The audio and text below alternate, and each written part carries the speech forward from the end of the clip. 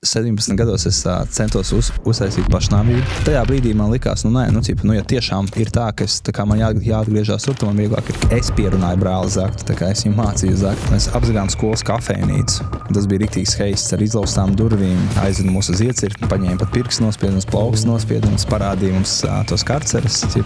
Tās telpas, kur mēs gulēsim, lai tu neesi tas, kuram iet pāri, tev bija jākaujās. Par laimi man tas padevās. Es dzēru tikai tāpēc, ka man likās, ka mātei tas liekas krūti. Es strādāju pa 2 latiem dienā, bet tas bija tāpat labāk nekā neko nedarīt. Un tad viņš man teica tā, kas par es iemācīšu vienu lietu. Ja tavs priekšnieks vienreiz saka tev kaut ko izdarīt, un tev liekas, ka tā nav jādara, tev ir obligāti jāiebilst. Mēs tiešām taupīgi dzīvojām, bet beigās mēs savu dzīvokam, 3 stabu dzīvokam sakrājām. Un pēc tam mēs māju nopirkām. Tad, kad tev ir galīgi slikti, kā riktīgi, ka tev jāmeklē vieta, no kurienes nolikt, pagaidi vēl 1 dienu.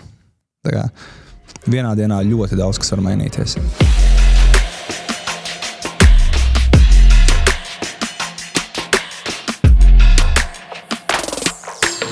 Šodien mums ir īpašs viesis Kasparis Kaleba, kurš vada elites aģentūru Latvijā. Viņš ir ģimenes cilvēks, kuram ir 3 bērni, un viņš spēj visu to kopā apvienot, kas ir vienkārši wow. Viņš arī ļoti aktīvs sociālos tīklos, bet šodien mēs sapratīsim, kā viņš to visu sasniedz. Sākot no bērnības, kur varbūt apstākļi nebija tie labākie, ejot cauri internātu skolu un sasniedzot pašam savu uzņēmumu. Varbūt kaut ko nepieminēja? Nē, viss pieminēja. Pārāk daudz, paldies. Uzreiz ķersimies pie lietas. Kāda bija tava bērnība? Varbūt var izstāstīt, kāda tur bija vide un no kurienes īsti tu nāc? Es nāku no Siguldas. Bērnība bija tāda nabadzīga. Pa lielam to varētu aprakstīt tā, ka mums bija omīte, kas uzturēja 9 cilvēkus. Un tad arī bija tas, ko minēja internāta skola. Bija no sākuma 1 internāta skola, tad bija 2 internāta skola, jo omītei bija grūti mūs uzturēt. Un pa vidu, tā kā ne tikai bērns omīti uzturēja, bet arī manu onkuli un viņa civila sieva, tad tur bija alkohols, cigaretes un tādas vardarbība. Viss, kas nāk līdz alkoholam. Tāda tā bērnība bija. Raiba, bet man paveicās, ka es biju jaunākais bērns no 3 bērniem. Man bija vecāks brālis un vecāka māsa, vēl aizvien ir. Un tad man, ar to paveicās, tāpēc, ka tās lielākā nasta jau tomēr bija uz viņiem, un blakusai nastai vēl papildus viņiem man vajadzēja vilkt līdzi. Iedomājams varbūt uz brīdi, kad iedomājamies kaut kāda muša ielido virtuvē vai istabas stūrī. Ko viņi redzētu tavā bērnībā? 2 divānus. Vienā gulēja Oma, otrā gulējām es ar brāli. Tad viņi redzētu koka dēļa grīdas, netīras, jo pa mājām staigājām ar apaviem. Agrāk baltus griesus, bet tagad, kas ir tādi tumši, jo istabā pīpēja. Un, to arī viņi redzētu. Šādos apstākļos augot, tas kaut kā neietekmē tevi tagad? Ja godīgi, laikam tikai pozitīvi, jo es nepīpēju, nedzeru, māja vienmēr ir kārtībā. Cik kārtībā, viņi var būt ar 3 bērniem, bet grīdas ir tīras, griezti nav nopīpēti, un tas noteikti tās atmiņas, viņas nekur nepazūd, tāpēc es novērtēju pilnīgi katru lietu, kas man ir mājās. Ko es varu nopirkt, ko es varu atļauties, dārza robotu, veļas mašīnu, leduskapi, visu to, kas bērnībā nebija. Kas bija, filmās varēju redzēt tikai un sapņot par to, tad, tagad man tas viss ir. Tāds ļoti pašsaprotams liekas, bet es visas tās mazās lietas novērtēju. Kāds tu vispār pats biji bērnībā? Kā tev varbūt raksturotu tava vecmāma, skolotāja un varbūt tava brāļa māsas? Es laikam biju tāds jautrāks, diezgan jautrs. Daudz blēņas darīju. Pamatskolas skolotāja no 1. līdz 3. klasē man noteikti neraksturot kā paraugu bērnu. Es daudz zagu, visādas lietas darīju. Skolā tāds vidēji gudrs biju. Bija gadi, kad es biju kā labinieks. Tur 7 un uz augšu atzīmes no 10. Bija gadi, kad es knapi biju sekmīgs. Tā. Māsa ar brāli mani noteikti raksturot kā pizģiku. Tāpēc, ka, jā, tad, kad māsa ar brāli strādāja, vasarās gāja tur rogas lasīt, un tā es visu laiku paliku mājās un auklēju savas mazās māsītes, jo no manis nekāda jēga mežā nebija. Kā tas kaut kādā veidā tevi ietekmē, ka tu visu laiku audzināji bērnus, kamēr citi cilvēki fiziski strādāja, tas tā kā neievies kaut kāda sievišķība tevī, es nezinu.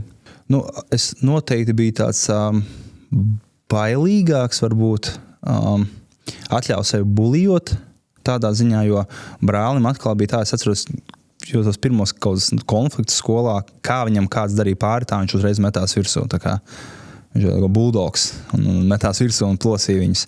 Es ļāvu, lai mani pabulijo. Es pieņemu, ka tas varētu būt vienīgais, kas bija no tā, kas tā kā fizisku darbu es vispār nekādu darbu līdz 17 gadiem nestrādāju. Un mājās arī omīte mūs visus uzturēja, un viņa pat gultu klāja mūsu vietā. Un viņa neļāva mums tur gultu klāt, dārzā strādāt, neko nelika darīt. Viņa visu tā kā mūsu vietā darīja, un tas arī varbūt neļāva man tā kā, kļūt par tādu puisisku džeku. Kāpēc tā bija? Kāpēc neatļāva? Jo parasti, man liekas, tādā vecajos laikos teica, ej rāvēji, dari šo visu laiku, tā kā kaut kāds darbs lika, bet tagad tieši pretējs, tā pirmo reizi ir tāda varianta. Es pieņemu, ka omīte jau viņa bija veca, un viņa dzīvoja tajā laikā, kad sieviete darīja tos darbus. Un, kā mājas darbus. Un tad viņai uzskatīja, kā es tur likšu, kur, piesim, ja vīrietim nelikt, kur vēl bērniem likšu. Man tā liekas vismaz. Bet brālis tāpat gāja, tur, atceros, 12 gados viņš tur pāri ielēja, tur aku raka, un tur māju palīdzēja būvēt, un visu laiku visāds fiziskus darbus darīja. Bet viņš pats viņus meklēja. Es īsti nemeklēju. Es teikšu, kādreiz biju diezgan ļoti slinks, un tāpat bērnus kādam bija jāpieskata, manas abas māsītes, un tad es tā kā varēju pieskatīt viņus. Tā vienkārši man tā šķiet viss sakrita. Jo tas, ko es darīju, es pārdevu tās ogas. Gāju tur no mājas uz māju, pie kundēm, man bija kaut 6-7 gadi. Tur brāli bieži vien gājām, un tad, kad bērns iet tev klauvē pie durvīm, prasa nopirkt mellenes, tu tā kā nopērc, pat ja tu viņus neēdīs pēc tam. Viņus ir maksāja 60 centīm litrā. Un tas bija tās darbs, ko es darīju, bet vispār jau tāda oma ļāva mums nedarīt. Tu no bērnības biji tā kā pārdevējs, tu jau strādāji tā kā pārdošanā un jau strādāji mazliet gudrāk. Jā, īstenībā, tā sanāk, ka tas pats pirmais darbs arī bija tāds door to door, burtiski door to door, tu gāji no durvīm pie durvīm, klauvēji un prasīja, vai nevajag mellenes. Kā vispār tavu bērnību ietekmēja to, kā tu tagad, piemēram, dzīvo ar naudu vai kaut kādā veidā tavu mindsetu? Jo, man liekas, ka tu visu laiku redzi nabadzību, kaut kādā brīdī ir ļoti grūti tikt pāri tam, jo, ja tu redzi visu laiku nabadzību, visdrīzāk tu pats tāds kļūsi. Tam es pilnībā piekrītu. Bērnība arī bija tas, kas spēlēja lomu, kāpēc es tik vēlu sāku vispār apjēgt kaut ko naudas vērtību un tā. Bija tas, ka apkārt arī nebija īsti labi piemēri. Tur kaimiņš bija nabadzīgs, tur kaimiņi dzēra, un tur visur apkārt nebija tas, varbūt, kur filmās rāda, ka tur ir nabadzīgā ģimene, bet kaimiņš ar foršu mašīnu brauc, un tu skaties, un tu domā, var. Un es gribu zināt, kā var. Mums bija tā, ka apmēram tas nolemts tam liktenim. Bet tagad tas ietekmē, vienkārši vienā brīdī pamainās tā domāšana, tu redzi kādu citu piemēru, un tagad liekas, cik tev zem būtu jānokrīt, lai dzīvotu tā kā agrāk es dzīvoju. Tagad personīgi man liekas, ka nekas manā dzīvē nevarētu notikt ar mani tāds, lai es atgriezos tādā vietā. Uzreiz tad man ir piemērs, arī īstenībā es to abrīnoju. Tu teici, ka tu vispār alkoholu neizlietojies. Tā intensīvi. Es esmu 2 vai 3 reizes dzīvē esmu tā kā piedzēries. Jā, tas īstenībā ir baigi interesanti, jo man liekas, ja tev visu laiku tāda bērnība bijusi, tad ir baigi grūti tā kā arī pateikt nē. Tās reizes arī, kad es piedzēros, divas reizes, es vienkārši abas atceros. Tās reizes arī bija tādas, kad es vienkārši piedzēros, jo gribēju zināt, kā ir piedzerties. Un pirmo reizi, kad es piedzēros, es ne līdz galam piedzēros. Tā piedzeršanās, kuru es bērnībā redzēju, bija tas, ka tur onklis piedzerās. Viņš piedzerās tā, ka mums viņš ir jāsasit, un tad viņš guļ bezsamaņā. viņš ir novēmies un tā. Un tad es tehnikumā otro reizi piedzēros tā, ka es arī apvēmos. Tad tas bija tā, es sapratu, kā ir piedzerties. Bet alkoholu vispār iekšā man ir vienmēr bijis grūti dabūt. Un varbūt tāpēc, ka bērnībā viņš visu laiku bija pieejams, jo, tur visu laiku tur kāds piedzērās, tur bija šņābis, paši šņābi tur brūvēja taisīja no sākuma, un tur kaut kādas alus putas visu laiku deva tev nodzert, un tad tu tā kā atceros, ka es tā kā dzēru, piemēram, tās alus putas, es dzēru tikai tāpēc, ka man likās, ka tur mātei tas liekas krūti, ka es tagad dabūšu atzinību, kas tur vairāk putas nodzerts. Bet man nekad nav garšojis alkohols. Vispār nav neviens alkohols, kurš man būtu tā garšojis. Un es esmu pat mēģinājis dzert, piemēram, alu. Es mēģinājis dzert, bet man vienkārši negaršo. Un ar cīgām arī tāpat ir. Tā kā pīpēt es mēģinājis, un man vienkārši nepatīk tā garša, nepatīk tā sajūta. Man šis varētu būt kādā veidā psiholoģiski, ja tu esi redzējis, varbūt kādu kaitējumu tas viss nodara. Tā viena lieta ir noteikti, jā. Jo tas noteikti man ir palīdzējis tad, kad visi apkārt dzēra un pīpēja, kā krutie, kad es arī gribēju būt kruts. Es vienkārši, tas gan man palīdzēja to nedarīt, jo, vienmēr īstenībā esmu sapratis, ka, arī tagad, kad es atceros pīpē, tu mēģini pīpēt, tu tur klepo uzreiz, vai ne? Un tad tev Džeks saka, papīpē vēl, tā kā pie otrās, trešās cigaretes vairs nekleposi. Bet es negribēju to otro, trešo cigareti, jo es negribēju neklepot, es negribēju, lai man gribās tā. Un arī plus arī tas, ka bērnībā visu laiku, tās epizodes, kad tur sanāca pēc man māte dzīvot, visu laiku bija tas stragls, kur dabūt naudu cigaretēm. Tas, ka mēs bijām bērni nepēduši mājās, tas bija ļoti sekundāri. Tur bija galvenais dabūt cigaretēm, dabūt iedzert, un tad, ja ir ēdiens, tad ir ok. Ko tu ieteiktu vispār jauniešiem? Ir ļoti daudz cilvēku, kur saka, kamēr tu esi bērnībā, kamēr tu esi jaunieklis, tev ir jādzer, jātusē, jāpīpē. Kāds ir tavs viedoklis? Kāpēc tu, piemēram, to nedarīji? Un ko tu ieteiktu kā jauniešiem, kuriem arī saka, iztusējies jaunībā, pēc tam paspējas vēl pastrādāt? Tikai stulbi cilvēki, manuprāt, to var teikt. Atvainojos visiem, kas tā domā, bet tas ir tik stulbi. Warrens Buffets sāka interesēties par investīcijām 10 gados. Bet es, kur viņš ir tagad? Un viņš savos 20-30 gados netusēja, nedzēra. Un tad, kad tev ir visa pasaules nauda, kuru tu nekad dzīvē viņu neiztērēsi, tad tu vari atļauties darīt to. Bet kāpēc to darīt? Alkohols ir rinda, tas ir jāsaprot. Un es vispār nepazīstu nevienu cilvēku, kurš būtu teicis, es sāku dzert, tāpēc, ka es gribēju dzert. Cilvēki sāk dzert, jo viņi redz, kas apkārt notiek. Un varbūt tajā brīdī tas cilvēks, kurš dzer, no kā viņiem piemēra, vissliktākais variants ir tas, ka tas ir viņa vecāks, vai arī tas ir kāds, uz kuru viņš skatās un idealizē. Idolize, jā, vai kā saka, tā kā. Un tas ir stulbi. Kāpēc vispār darīt to, ko tu negribi, ko tev organisms neprasa?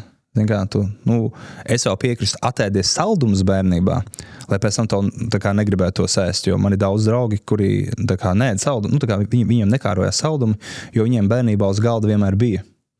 Un man bērnībā, mums vispār nebija saldumi, un man vēl aizvien ir atkarība no saldumiem, cukuru, es vienkārši nevaru bez cukuru, un tā ir man lielākā cīņa šobrīd. Man tik daudz īstumā vienaudži bijuši, kas man visu laiku saka, dari, nezinu, tur dzer, balējies, un tad jau vecam savādāk, ja tu to neizdarīsi tagad, tad tu darīsi to, ka tev būs ģimene. Labāk dari tagad. Tas arī liekas vienkārši ļoti, ļoti smieklīgi, un forši tu paskaidroji to visu. Jā, bet pilnīgi neloģiski liekas, ne? Jo, piemēram, ja tu tagad arī strādā tā, kā tu arī strādā, tu nereāli krūti strādā, un tev progress ir neizbēgams. Un pienāks laiks, ka tu, piemēram, toreiz nestrādāt, toreiz čilot. Bet tas, ko viņi domā, tagad jāiedzer, jo pēc tam man būs, nebūs laika dzert, jo man būs jāstrādā. Bet tu tagad strādā, lai tev pēc tam nebūtu jāstrādā. Un tava izvēles atpūta tāpat nebūs sērēt mājās un buhāt ar saviem čomiem, kuriem tur pirmdieni ir uz darbu. Tu brauks ar supermašīnām, ja tu gribēsi, tu ceļos pa pasauli, tu iepazīsti citas kultūras, un tu dzersi sakē, ja, Japānā, tu varēsi dzert savu alkoholu, dārgu alkoholu, neindējot sevi. Tāpēc man liekas, pilnīgs muļķības tāds. Tā kā katrs jaunietis paņem šo pierakstu un iegaumē. Obligāti. Tā. Un atgriežoties atpakaļ bērnībā, es zināt to posmu, kādu no bērnības nonāca internāta skolā. Kas notika tajā brīdī? Pirmā internāta skola bija Siguldā, bet es pirmajā klasē mācījos 3 skolās. 3? Jā, es pirmajā skolā sāku bārbelē, tad tā kā māte mani bija paņēmusi uz bārbeli, tur es sāku iet. Tad tā kā tur nesagāja tā dzīvošana, jo māte tur gatarī strādāja. Tur kaut kas ir, kādam vienmēr nauda paliek parādā, un tad bija bēgšana. Un tad mēs atgriezāmies uz Siguldā pie vecās mammas dzīvojām. Un tad tur mani ielika Siguldas pirmajā pamatskolā, tad tur es pāris mēnešus pamācījos. Un tad bija, es neatceros, kas bija, bet laikam sociālais dienas iesaistījās un tā redzēja, kā mēs dzīvojam. Un tad tā kā laikam pat mums lika, es precīzi neatceros, bet kaut kā sanāca, ka bija jāpārvācās uz Laurenčiem Siguldā, kur bija internāta skola tad. Bet tā bija internāta skola no pirmdienas līdz piekdienai. Un tad tur bija tā, ka tu tā kā svētdienu vakarā varēji aiziet pats uz turieni. Un tad pirmdienā piecelies, tev ir brokastis, tev ir pusdienas, tev ir vakariņas. Launaks arī bija un vakariņas. Un tad visa dzīvošana turpat uz vietas un tā. Un tad tikai piekdienās dodies mājās. Bet tas bija tas brīdis līdz 4. klasē. Un tas arī bija tas brīdis, kad bija jau tur skolās parādījās jau tur telefoni, tur visiem kaut kādas drēbes parādījās un tur kurpes parādījās. Un mums bija tā, ka visas drēbes praktiski, kuras mums bija, tās bija tās, ko māsa un brālis bija nopircis pa vasarā sakrāto naudu, arī humpalās. Un tad man bija tā kā tās atliekas, nevis atliekas, bet tās, kas nederēja, tad tās varēja nesāt. Man paveicās, ka bija vecākais brālis. Jā, vai ne? Vai tādā ziņā krūti. Bet un tad vienā brīdī es izdomāju, ka es varētu dabūt pats tās lietas, kuras tā kā nevar, kā pašam jādabū. Un tad es sāku mazliet zakt. Un likās, tā kā bailīgi, protams, bija, bet beigās un gribēju saldumus, iegāju veiklā, nozagu saldumus. Pēc tam jau mēs, mazliet nopietnāk, mēs jau tur heisus taisījām, ka tur pilnas jakas, tur pilnas kabats bija ar rotlielietām. Tad mēs sākām rotlielietas ar brāli zakt. Es pierunāju brāli zakt, tā kā es viņu mācīju zakt vecāko brāli. Te mūs vienreiz pieķēra, aizveda policiju uz mājām, tur lika tās visas manas atgriezt, un tur naudu omai samaksāt, kuras tā jau nebija. Un tad bija, mēs apzagām skolas kafejnīcu, un tas bija riktīgs heists ar izlaustām durvīm, gaidījām līdz 5:00. Es gāju, laikam, tad 2. klasē, brālis 4. Tā kā piekdienā palikām, graviņā gulējām, kamēr tur devās prom pavārīte. Un tad mēs atklājām vietu, pa kuru ielīst iekšā, caur kači garkai, iziet, un tur durvis bija ciet, un mēs tur, kamēr tajā graviņā vārtījāmies, gaidījām, lomiku atradām. Likās, Dieva dāvana, kā viņš zināja, ka tur būs durvis ciet. Tad mēs ar brāli izgāzām tās durvis, un visas mācības, kuras mums bija mugursomā, mēs izmetām graviņā, lai piepildītu ar saldumiem somu pilnu. Un tad mūs atkal, tad beigās pieķēra mūs nākamajā nedēļā, un tad atkal policija aizveda mūs uz iecirkni, paņēma pat pirkstu nospiedumus, plaukstu nospiedumus, parādīja mums tos karceres, tās telpas, kur mēs gulēsim, ja vēlreiz kaut ko tādu darīsim. Un tad jau laikam tā kā sociālais dienas arī sāk pieņemt mērus, un tad mūs aizsūtīja. Pagāja vēl kāds brīdis, un atkal kāds cits apzaga kafejnīcu, bet beigās tā kā to vainu uzvēla man. Un es biju tā kā visvājākais laikam tur.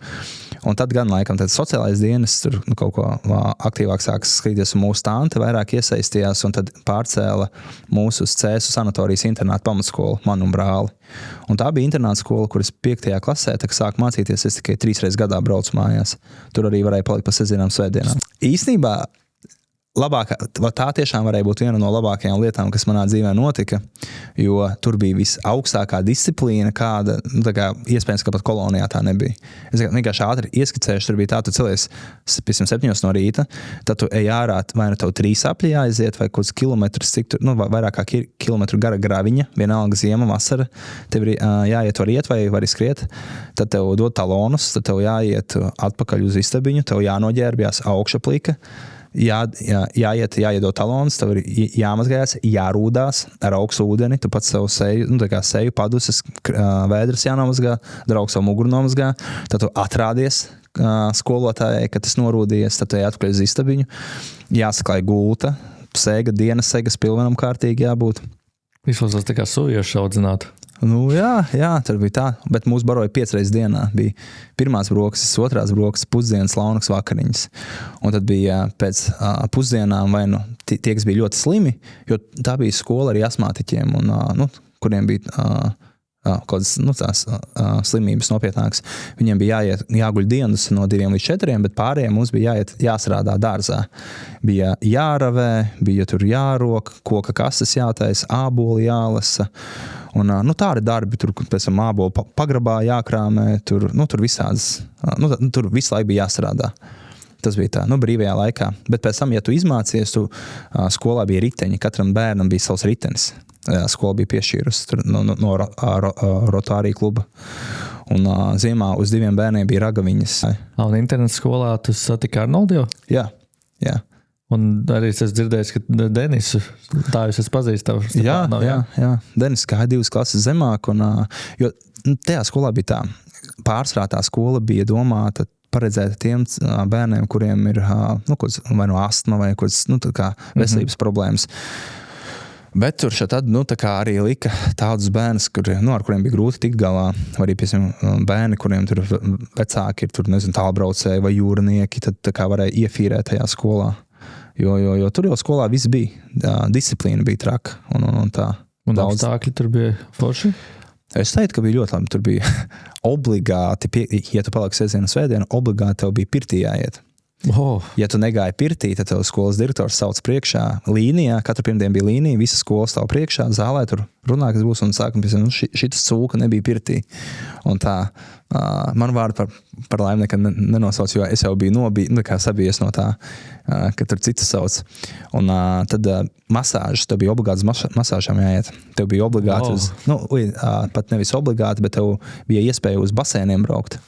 Tur bija, daudz visādas, un tur ekskursijas, protams, bija, un uz skolu bieži vien brauca visādi, tur Leļu teātri un visādas tādas, fantastiska skola. Disciplīna bija vienīgais, kas vēl bija jāsagremo, ka tu tur nedrīkstēji ar ārapaviem pa skolu staigāt, ka tev bija visu laiku jāiet. Tad, kad dzen tev ārā no skolas, tur apļusiet, tad tev bija jāiet, ka tev bija jāstrādā visu laiku, lapas jāgrābj, un tur visādas tādas lietas bija jādara. Tur nebija tā, ka zālē, ja tu kaut ko slikti izdari, tev zālē līnijā jāiet priekšā un jāatvainojas. Bija arī?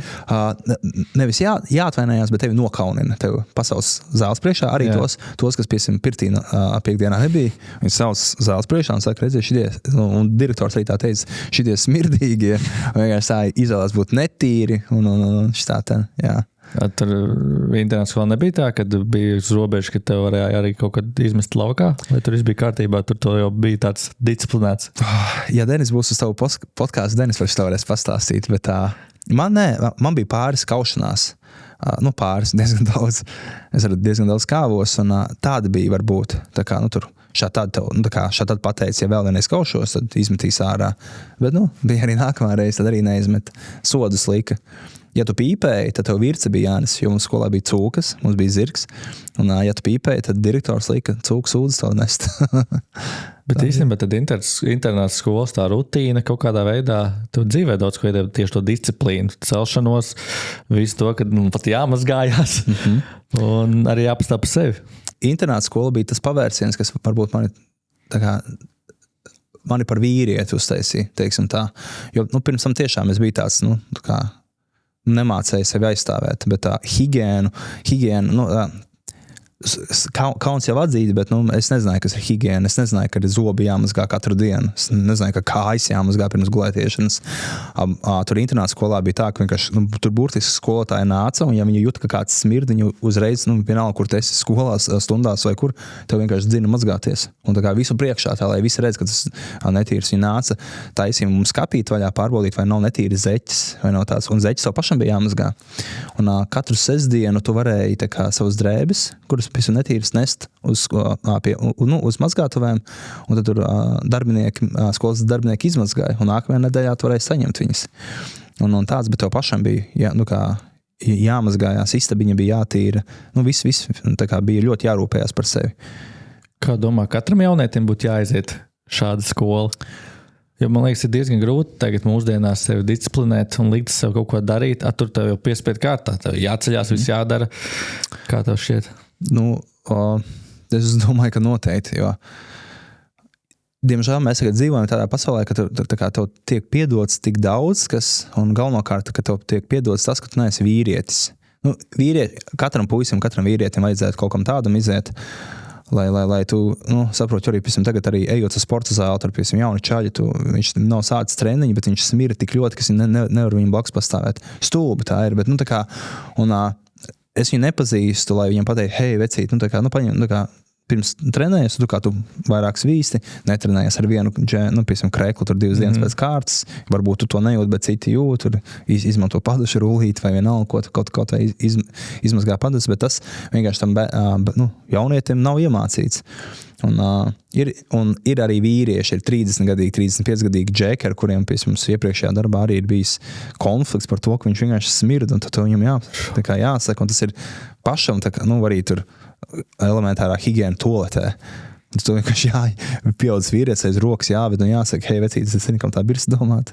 Tā ir. Bet arī forši, kad internāta skolā, man liekas, tur jau ir tā mazliet tāda dzīvnieciskais likums, tas, kad tev jāiemācās pastāvēt par savi kaut kādā veidā, tev aizskara vai kas, tev ir jāatbild. Un man liekas, tur forši iemāc atbildēt par vārdiem, ko, man liekas, arī mūsdienās daudz cilvēku īsti nedara.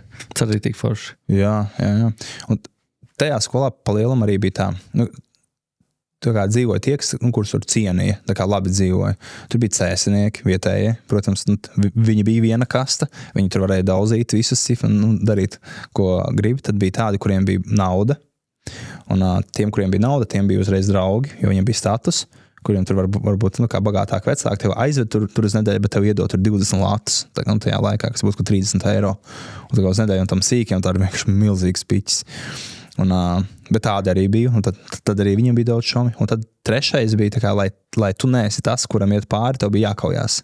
Tev bija jāizstāvās, tu nevarēji ļaut. Un tad es biju tas, kuram bija jākaujās. Par laimi man tas padevās. Tas bija tas talants, ko es atklāju internāta skolā, kas māca kauties. Jā, tu pat negājuši treniņiem, vienkārši ieliemācīja.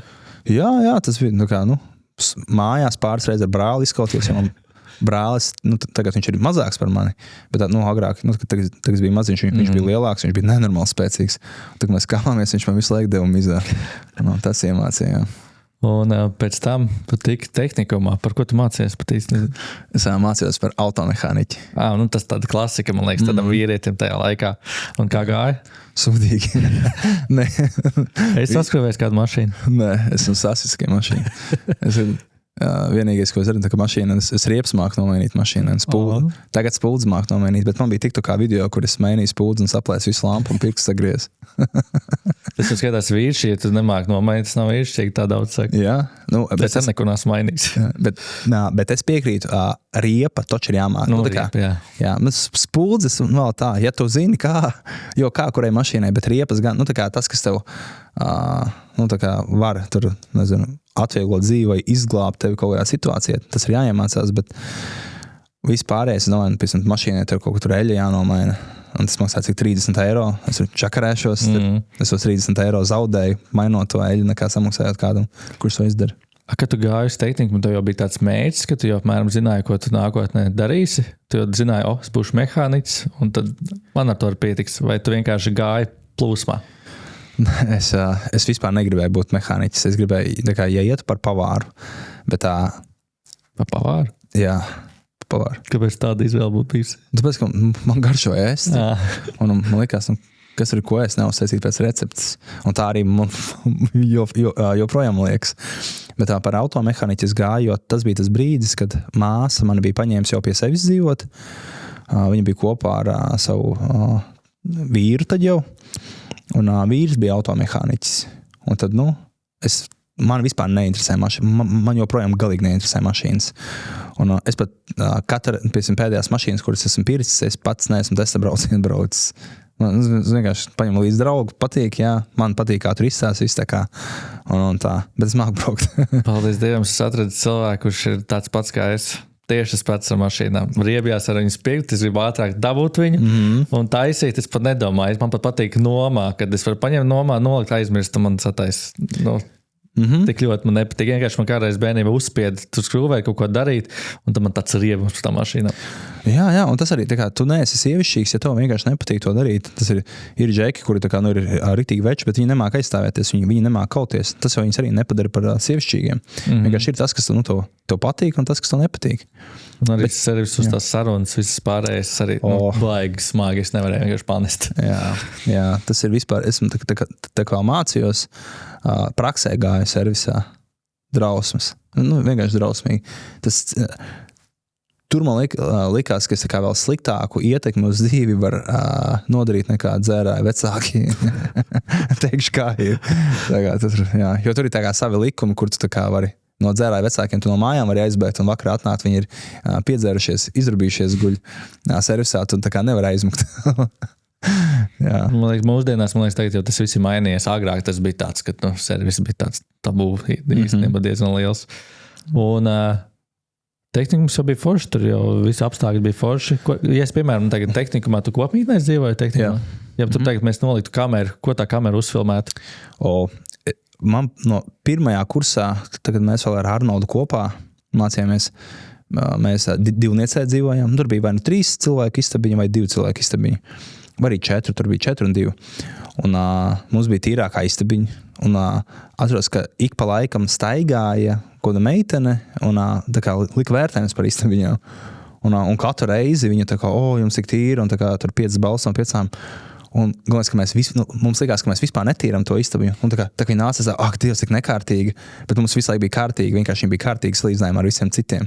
Mums nebija kaut netīri zeķis, nemētājās, nesmirdēja, mums gults vienmēr bija saklāts, mēs ar ārā apaviem pa istabu nestaigājām. Vienkārši visas tās lietas, kuras likās tādas, tā kā basic lietas, kuras tu arī tagad tu dzīvo, tev liekas normāli, ka kājas nomazgā pirms gulētiešanas, arī, ka tu netīri zeķis, tur man ieliec maisiņā, vai arī tu viņas izmazgā tādas basic lietas, bet tehnikumā tā nebija. Un tur bija, tā kā mēs bijām citās istabiņās, arī tur likās vienkārši drausmas. Tā, jā. Tur nebija tā, kad es biju atceros tehnikumā, tu esi jaunais, viņš sauc par pervakiem, kā pirmajā kursā. Un tev nāk attais kurs, iemet boksa cimdus rokās, un tev jāboksē, un jāiztāsē. Nebija kaut kas tāds? Mums bija līdzīgi tikai bez boksa cimdiem. Pirmais kurs bija tas, kur tehnikumā es visvairāk kāvos, jā. Tad bija jau laikam 2. diena, tā kā nevis 1., bet 2. septembris jau bija pirmais kautiņš. Nākamajā dienā ar to pašu čeli jau bija 2. kautiņš. Un tad bija laikam, katru otro mēnesi bija kautiņš. Visu laiku bija jākaujās. Un visu laiku bija jākaujās ar otrkursniekiem vai treškursniekiem. Tā kā nebija tā, ka tev no tava kursa kāds nāk tur kaut ko borzīt. Un tad pēc tam jau 3., 4. kursā bija vietējie, tad jau ar vietējiem kaujies. Tas jau bija next level. Un tā. Bet tur bija tāda vēl brutālāk nekā internāta skolā, jo internāta skolā laikam tur bija tāda ekosistēma, tu vienreiz izkaujies, un tad visi tev tā kā, viņš māk kauties, un tad tev bija retā kautiņa. Tehnikumā bija tā, tu izkaujies ar lielāku, nevis citi domā, ka tu esi spēcīgs, bet citi domā, ka tas lielais ir mīkstais. Un tad viņš nāk ar tevi kauties, jo ja viņš tevi piekaus, tad sanāk tā, ka viņš arī stiprāks nekā lielais. Bet tur arī daudz atrīja. Tur es sāku kickboksā iet, un tad tur bija vismaz tāds. Ja tev patīk šāda veida saturs, un tu gribi redzēt vairāk šādas sarunas, nospied subscribe un piesako. Tas ir labākais veids, kā tu vari atbalstīt šo podcastu. Ja tu skaties šo podcastu, tu jau redzi, ko nozīmē kvalitīvs video. Mēs, Rob Media, palīdzam uzņēmumiem un cilvēkiem izveidot šāda līmeņa podkastus, reklāmas un saturu, kas ne tikai izskatās labi, bet arī piesaista klientus. Ja ar tu gribi savu podcastu, vlogu vai vienkārši saturu, kas izceļās, raksti man. Tagad atgriezties bišķi atpakaļ bērnībā, pirms mēs sākām visu šo ceļu. Tad kāds bija tavs sapnis un mērķis? Un tu gāji pēc viņa, vai tu gāji pēc tam vienkārši, ko tev dzīve piedāvāja? Es atceros, kad es iepazinos ar savu sievu. Es viņai stāstīju, un tas bija tas brīdis, kad es jau dzīvoju pie drauga vecās mammas, īrēju, tā kā istabiņu. Un es viņai stāstīju, mēs tā kā iepazināmies, tur draugu bariņā staigājām, un viņam prasīja, jo viņa studēja tad medicīnu, un viņam prasīja, tā kā, ko es tā kā plānoju. Un es viņai stāstīju par savu mērķi, kas man tajā brīdī likās liels.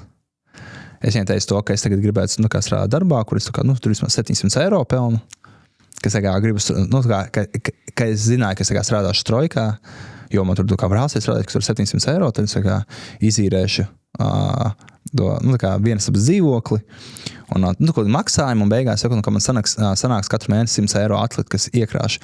Un es atceros, ka es viņai stāstīju to, un es jutos tāds liels, un finanšu pratība. Un tāds bija mērķis, mans mērķis, kuram es pat līdz galam neticēju. Jo tas bija tā, ka tas bija uzreiz pēc tehnikuma. Jo tehnikumā, kad es mācījos, es katru svētdienu strādāju skaistumkopšanas salonā, tur pie kases, tur solārija bija, un tur arī par saimniecības daļas ar zāles, pļāvu, sniegu tīri un tā. Jā, un cik tur pelnīja? No sākuma, pirmie 2 mēneši, es sāku vasarā, 17 gados, es pelnīju 2 latus dienā, 2,80 eiro dienā. Bet tā bija vislabākā skola, kas man tur bija. Tur bija tāds Andrejs Sālītis, viņu visi sauc par vectēvu, un viņš man maksāja tik, cik es viņam prasīju. Katru reizi, kad viņš teica, piemēram, zāli jānopļauj, cik tu gribi saņemt. Un tad es tā domāju, man draugs pļauj zāli tur pa 10 eiro, vai 10 latiem, tad bija lati. Un bet viņš ir pieredzējis, viņam ir savu klientu, es teikšu 5, jo, ja nepiekritīs, tad pa 2 arī pļaušu zāli. Un viņš kā es teicu 5, viņš tā labi. Un katru reizi, kā viņš prasīja kaut kādu darbu izdarīt un prasīja, cik es par to gribēšu, kā es nosaucu ciparu, viņš nekad nekaulējās. Un tad es beigās sapratu to, ka plus viņš man arī deva boksa treniņiem naudu, tur bija 2 lati par treniņu laikam jāmaksā. Un tad viņš man prasīja, kā boksā iet. Jo bija kickboks, bet pēc tam viņš pārgāja par boksu. Un es teicu, tā, normāli, tā. Viņš tāds, cik maksā? Es teicu, kā 2 lati. Viņš atņem, tas jau boksam visu laiku tā. Tad viņš man ļauj tur par nakti palikt bieži vien. Un viņš man ļoti daudz ko iemācīja. Ir tāda grāmatīca, man nabaga un bagātais teicis. Viņš bija tāds bagātais teicis, kas tev māca varbūt uzdrīkstieties prasīt. Es tagad saprotu to, cik ļoti viņš man gribēja palīdzēt, bet cik ļoti es viņu nelaidu sev klāt. Jo viņš manā dzīvē noteikti bija tēva figūra. Un, man vienkārši nekad nav bijis tēvs. Man pat vienu brīdi likās mazliet creepy, kāpēc viņš man tur piedāvā tur par nakti palikt vai uz kaut kādiem kursiem mani tur aizsūtīt, apmaksāt un tā. Man likās, baigi dīvaini. Bet viņš man tik daudz ko iemācīja. Tad viņš man piedāvāja tur, ka es varu nopirkt tos solārī krēmiņus. Tur cik bija 30 vai 50 santīmi, bet es viņus varu pārdot par latu. Un tad tur savēt, un tad to starpību es varu ņemt sev. Viņš man visu laiku deva visādas iespējas pelnīt.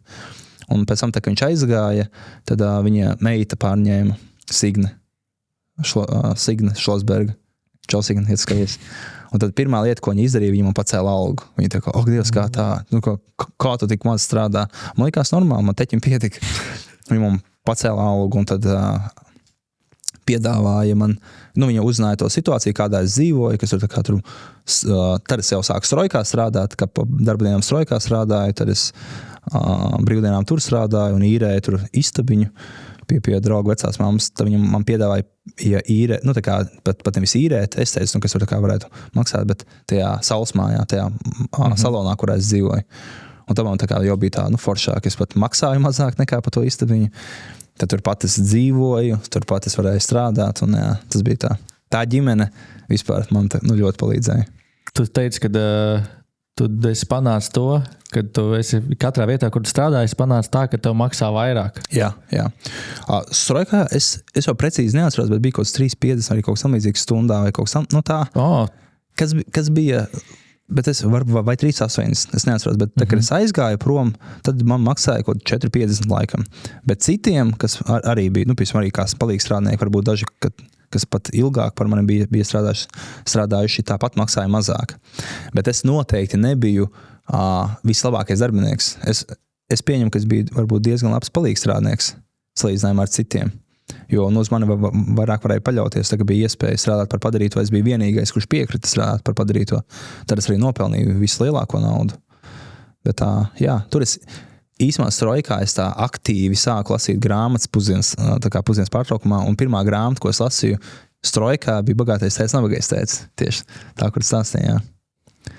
Kā tu satiki savu topošo sievu? Tas bija jau strojkas laikā tad? Viņa jau ar mani sieva 11 gadus. Jā. Un cik ļoti viņi tev varbūt ietekmēja un palīdzēja ievirzīt pareizajās sliedēs? Ir tāds teiciens aiz katra, kāds viņš bija, aiz katra dižana vīrieša stāv dižana sieviete. Tā kā. Un tas ir tas case. Jo tieši tas, ko es stāstīju, savas tās ekspektācijas, kā es gribu, viņiem bija ļoti pieklājīga, ka viņi nesāk skaļi smieties par to. Jo viņi nāca no diezgan situētas ģimenes, kārtīgas ģimenes, viņiem skaista māja un tevs ļoti strādīgs un mamma skolotāja un tevs ar mammai, tā kā mātei, viss viņiem bija forša mašīna, liela māja, kur tevs pats bija savām rokām cēlis. Un es biju tāds riktīgs, tās džeks bez potenciāla. Un atkal tā kā sieva dzīvoja tādā pareizā ģimenē un arī tādā veselīgā ģimenē, nevis kur tā kā nauda kaut ko nosaka, bet viņi arī ar naudu tā kā ļoti akurāti vienmēr rīkojušies bija. Bet bija tas minimums, bija tā kā ļoti augsts. Salīdzinājumā ar mani tas minimums, man likās crazy, kā tik labi var dzīvot. Un sievai jau arī tad viņa medicīnā mācījās un to paralēli strādāja.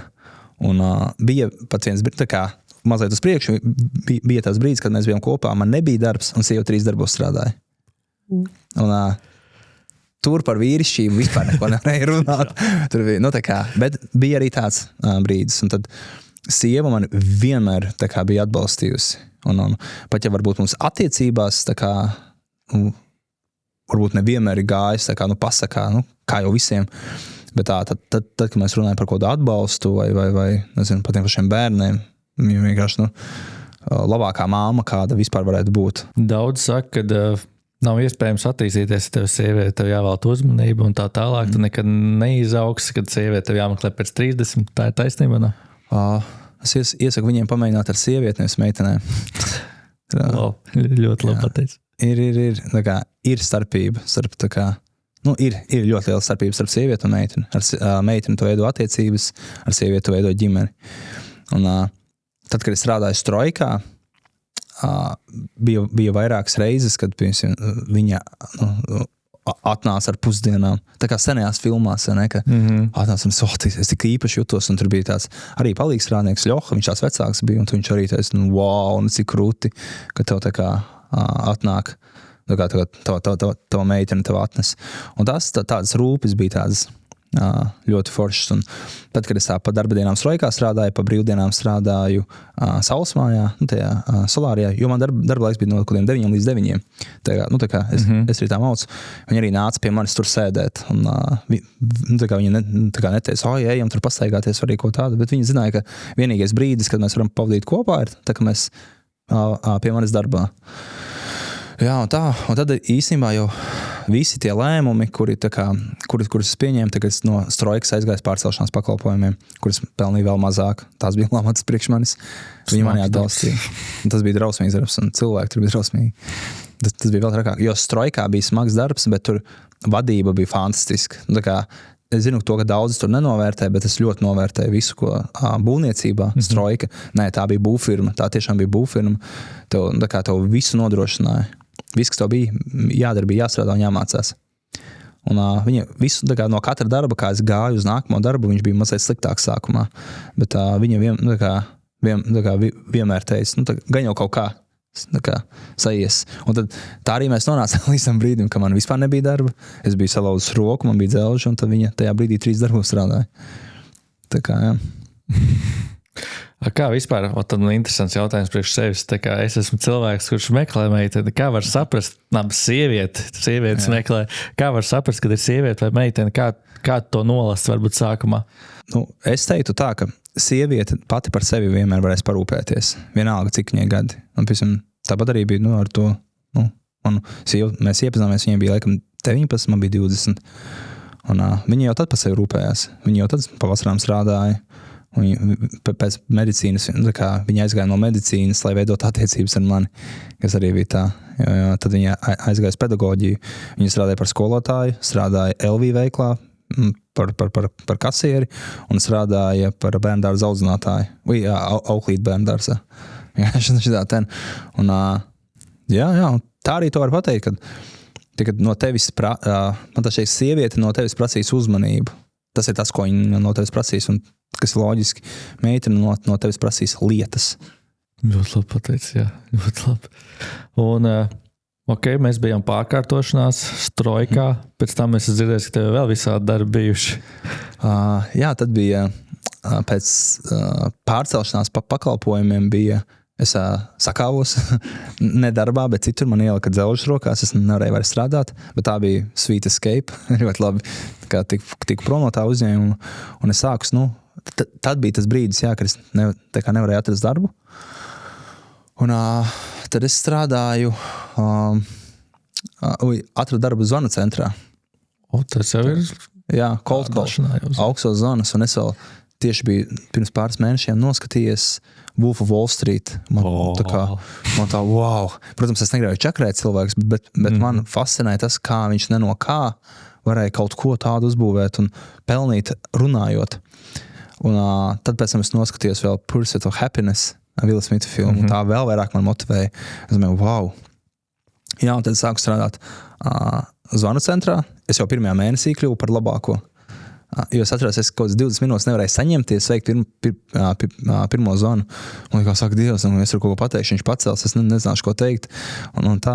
Bet jā, es jau pirmajā mēnesī tur biju labākais, tad sanāca tā, ka 6 mēnešus tur nostrādāju. Tad pēc tam man piedāvāja būt ofisa vadītājiem Rīgā, ofisā. Bet arī tajā pašā uzņēmumā, tad, kad es jau pēc 3 mēnešiem sapratu, jo tur bija grūti nopelnīt vairāk, daudz nopelnīt, bet tas bija ļoti viegls. Un es sapratu, ka vajag vairāk nopelnīt, un es gāju pie priekšnieka, teicu, hei, man ļoti patīk tas, ko es daru, bet tas mans pelnu, man vajadzētu vairāk pelnīt, vai ir kaut kāda iespēja, kā vairāk nopelnīt. Viņa pateica, mums ir iespēja vēl tev papildus pēc darba laika, arī brīvdienās pieņemt zvanus. Tad, kā mums zvana, un tur problēmas jārisina. Es teicu, jā, tad es to paralēli darīju. Tad pēc tam viņa man piedāvāja, jo man labi gāja, piedāvāja klausīties citu kolēģu sarunas anonīmi un analizēt viņus tur. Lietišķā etiķete, pieklājība un tur vēl kaut pārdotspēja vai kaut kas samīdzīgs. Man bija tā kā jāklausās vienkārši citu darbinieku sarunas un jāanalizē, jāraksta un tad viņiem sūtīt. Supervisoru vai kā to. Jā, bet citi nezināja, ka es to daru. Un jā, tā bija. Un tad tas office vērās ciet Rīgā, jo bija baigā rotācija. Tur konkurenti bija Tele2, Bite, un kur bija lielākas tās priekšrocības darbiniekiem strādāt. Un tad es CV, ss.lē atradu iepriekšējā uzņēmuma vakanci, pieteicos un sāku tur arī strādāt. Digitālais mārketings, sāku mārketingā strādāt, B2B pārdošanā. Un kad tu saprati, ka tu iesi ritīgi mārketingā? Tas tādu jomu īstenībā tajā laikā baigi par to nerunāja tā kā tagad. Viss mārketings, tas tāda niša, ko ir, nezinu, kur tajā laikā varēja mācīties par kaut ko tādu. Bet tu jau caur pieredzi vai kādā veidā tu panāci to visu? Pirmais ir pieredze, bet es 7 gadus nevienu dienu nebiju ņēmis atvaļinājumu. Es strādāju, un tad, kad bija, pāris dienas, kaut kāds 3, piekdienas, svētdiena, bija parasti tās dienas, kad es paņēmu piekdienu brīvu un braucu tur uz Mūski pie Igaunijas ar ģimeni, pačot es tāpat klientiem tur komunicēju. Jo man kaut kā patika, un man patika mācīties par to, jo bieži vien tev, patīk kaut ko darīt, bet tev nepatīk mācīties par to. Bet šeit man viss likās tik interesanti par reklāmām, kā tu vari cilvēks meklē, izdarīt tā, lai viņš uz tavu reklāmu atnāk, un pēc tam analizēt, kā tu vari izdarīt, lai vairāk viņi atnāk. Un tas man kaut kā likās ļoti interesanti, un tad es vēl sāku lasīt vairāk psiholoģiju, mārketingu, pārdošanu. Un tas viss kopsavilkums, kaut kā baigi aizrāva. Un tad es, jo vairāk to darīju, jo vairāk man sanāca. Pārsita tur visu, regulāri uzņēmumu rekordus pārsita. Un man kaut kā ļoti viegli likās. Un citiem citiem varbūt no malas likās, bļāviens, viņš vispār neatpūšās, visu laiku strādā, bet man reāli bija tādas reizes, kad es sēdēju place spēlēju, man apnika spēlēt, es un sāku strādāt, un man patika vairāk strādāt, analizēt kaut ko tur, kaut kādas stratēģijas domāt un pēc tam īstenot nekās tā kā čilot. Un es baigi labi jutos no tā. Tu atceries par savu tādu pirmo klientu, kam tu apkalpojumu palīdzēji reklāmām? Pirmais klients?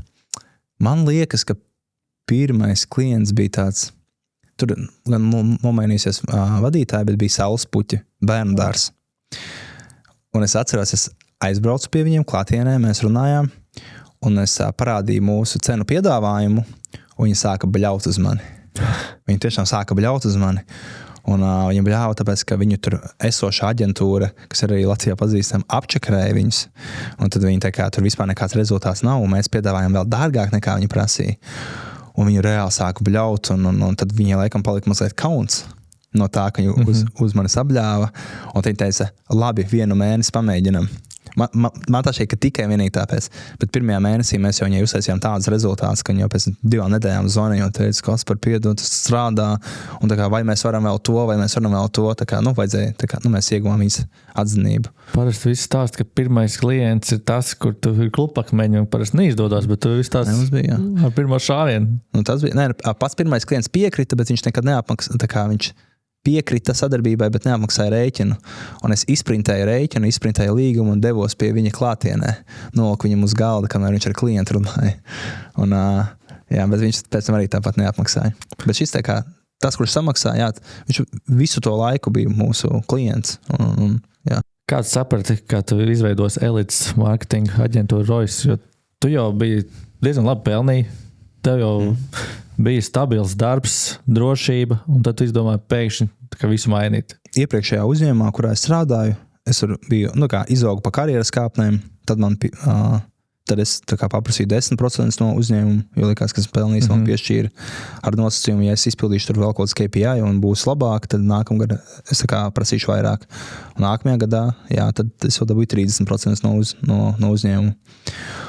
Un es pats uzņēmums arī bija ļoti labs, un tas, ka jau tas, ka tu prasi to, kas tev pienākās un tev to piešķir, to es arī neuztveru par pašsaprotamu.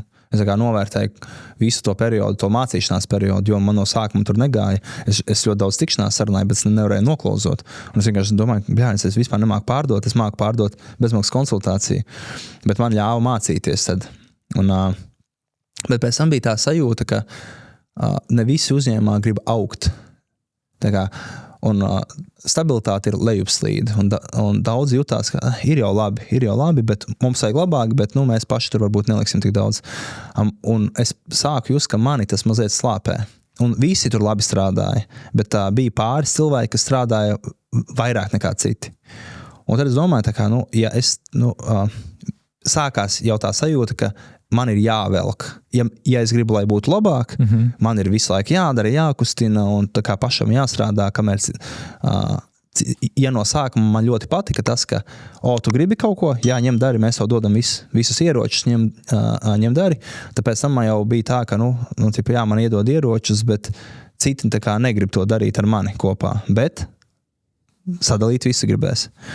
Un varbūt tas neskan pareizi, varbūt mazliet tā skan, tā tas nesmuki skan, bet tāds nav domāts, bet vienkārši es pamanīju to, ka es vienkārši citādāk domāju nekā citi, un ir cilvēki uzņēmumā, kuri arī domā līdzīgi kā es.